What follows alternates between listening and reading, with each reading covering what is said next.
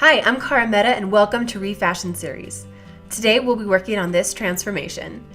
The dress I purchased from a local thrift store and it's just a little bit big and a little bit boring.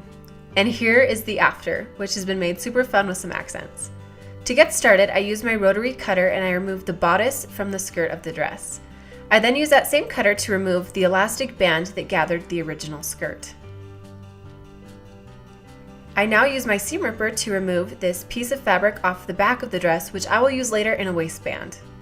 Here I am removing the sleeves. To make them look even, I use the piece I cut off from one side and hold it on the other side to try and cut the same amount of fabric.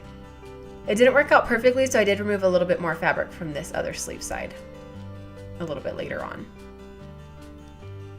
Now I'm removing all of the buttons, because we will not need them. So here's that piece from the back of the dress, and these are the cuffs of the sleeves, and I used some sleeve fabric as well to make this waistband. So I've sewn them together here and I've added interfacing to help strengthen the waistband to hold all the fabric it will be supporting.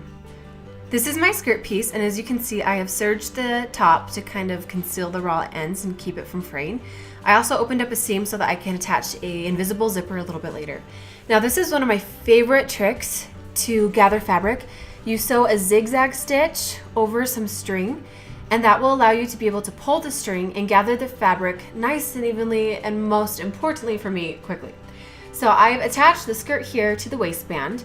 I'm going to sew those raw edges together and then fold the waistband over and close the raw edges and sew it again so that it looks really nice on the inside. With the bodice again, and I put it on and traced where I want the neckline to be with a fabric marker, and what I'm doing right now is cutting on that line with some scissors.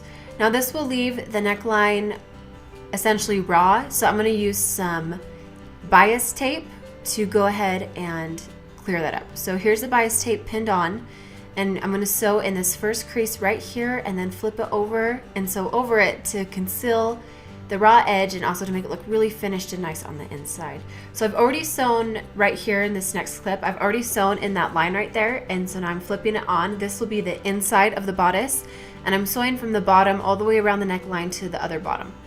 Now I'm adding some palm sleeves. On Instagram it was about 60% to 40% of people voted for the palms. So I zigzagged it in, and then I'm gonna do some straight stitches to get a little bit closer to the strings that are holding the palms on. So I ended up doing this twice. You can see the first stitch on the black and then the second set of white stitches right next to the palms, so that when I turn it in like this and sew it, it'll look nice and pretty, which is what we're all about with sewing, right?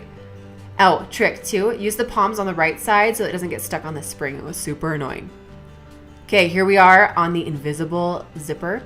I've also at this point added some interfacing. I got a little bit ambitious on this side and added way too much interfacing, but too much won't hurt, right? And then on this side, I did a more reasonable amount of interfacing sewn in. So I'm gonna do that. And then here I am with the applique, just ironing it on. I got this from Joann's, and look at it, guys.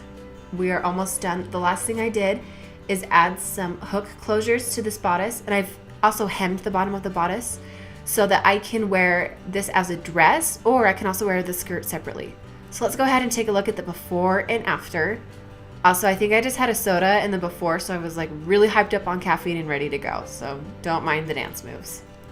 Overall though, I think the palms added a really fun feeling to the dress, so thanks for voting for it, and thanks for following along. Please subscribe, and you can check me out on Instagram at Cara Mehta as well. Oh, and of course, one more close-up shot of the details because they are awesome. Thanks, guys.